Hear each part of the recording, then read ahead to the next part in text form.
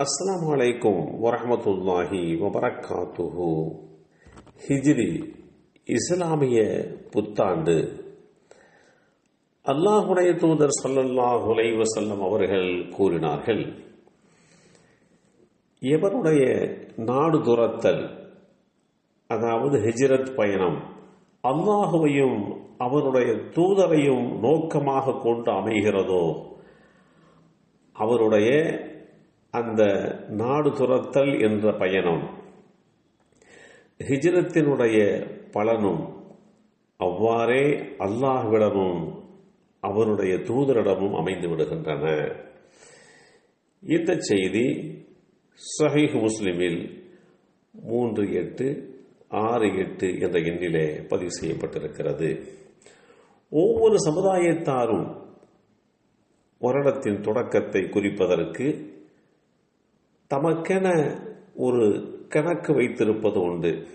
அந்த வகையிலே இஸ்லாமியர்கள் வருட துவக்கம்தான் ஹிஜ்ரி ஆண்டு எனப்படுகிறது. அல்லாஹுடைய தூதர் ஸல்லல்லாஹு அலைஹி வஸல்லம் அவர்கள் தம்முடைய தாயகத்தை துறந்து மதீனா நகரம் சென்றார்கள். அந்த பயணம்தான் ஹிஜ்ரத் பயணம் என்று அழைக்கப்படுகிறது.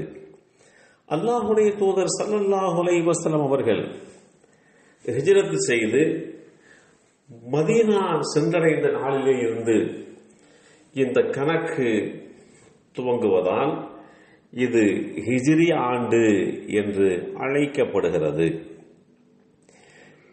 இதற்கு 17 ஆண்டுகளுக்கு முன்பாகவே, அதாவது இந்த நிகழ்வு நடைபெற்று 17 ஆண்டுகளுக்கு பின்புதான்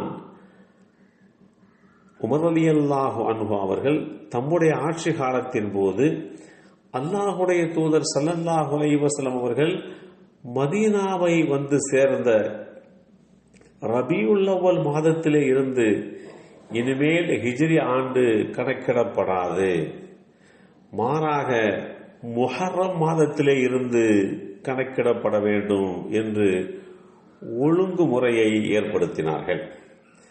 அந்த முறைப்படி தற்போது ஹிஜ்ரி ஆண்டு கணக்கிடப்படுகின்றது. எந்த மாதத்துக்கும் கிடைக்காத ஒரு தனி சிறப்பு முஹர்ரம் மாதத்திற்கு கிடைத்திருக்கிறது.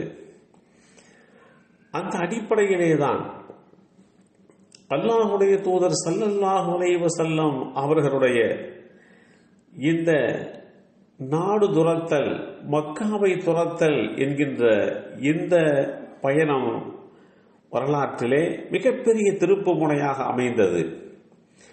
இன்றைக்கு உலகத்திலே காலண்டர்கள் என்றும் நாட்காட்டிகள் என்றும் அறியப்படுகின்ற சுமார் 40 வகையிலே இவைகள் காணப்படுகிறது.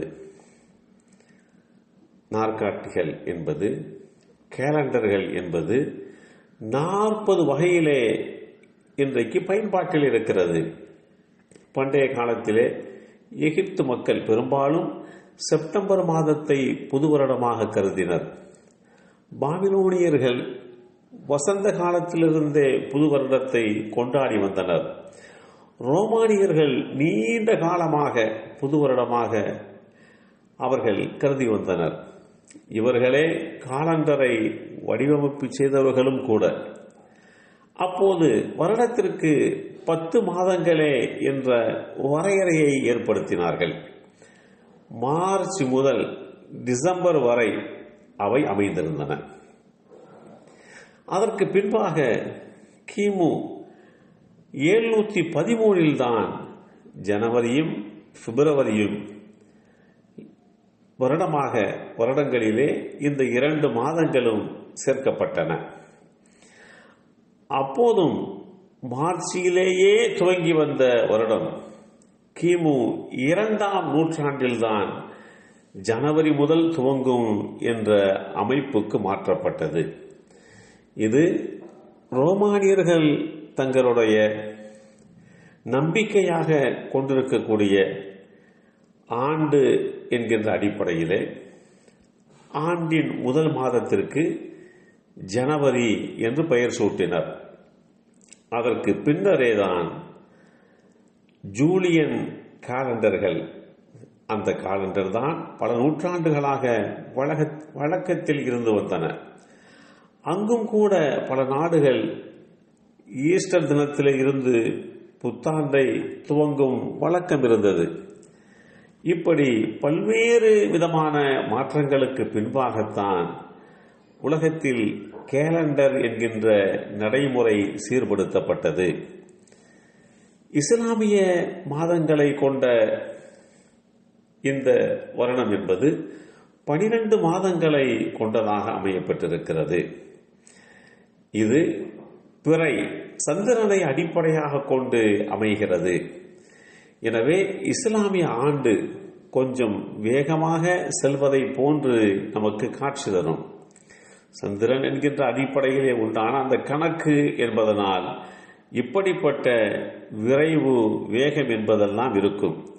எனவே இவைகளையெல்லாம் புரிந்து கொண்டு இந்த காலண்டர் நடைமுறையை அல்லாஹ்வுடைய தூதர் ஸல்லல்லாஹு அலைஹி வஸல்லம் அவர்களுடைய நாடு துரத்தல் என்கின்ற அந்த நிகழ்வை அடிப்படையாக கொண்டு துவங்கி ஒரு வருடத்திற்கு 12 மாதங்கள், அதில் முதல் மாதம் முஹர்ரம் மாதம் என்கின்ற கணக்கீடு ஊர்ஜிதப்படுத்தப்பட்டது. எல்லாம் வல்ல அல்லாஹு தஆலா வரலாற்று பின்னணிகளை புரிந்து கொள்கின்ற வாய்ப்பை நமக்கும் நம் சந்ததிகளுக்கும் வழங்கி அருள் புரிவானாக. அஸ்ஸலாமு அலைக்கும் வரஹ்மத்துல்லாஹி வபரகாத்துஹு.